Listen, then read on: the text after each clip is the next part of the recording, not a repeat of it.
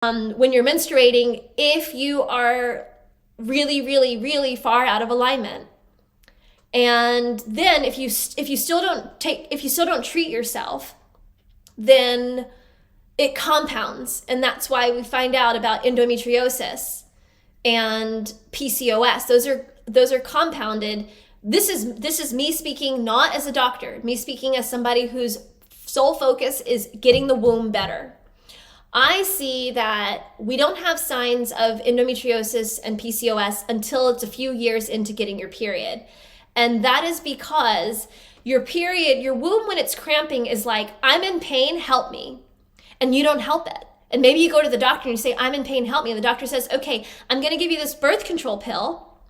And what you're doing when you take a birth control pill is you're putting earmuffs on the pain. So you're not in pain, but the womb is still going. And if you stop, if you don't acknowledge it and you don't help it, then it's going to scream louder. And that's where we get these diagnoses of endometriosis and PCOS.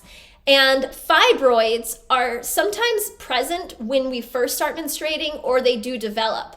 But I think that all of these things, endometriosis, PCOS, PMDD, which is a graduated form of PMS that warrants the psychiatric drugs, and then fibroids, these are all nurtured. These are nurtured pains. You see, something cannot grow unless it's fed. Fact.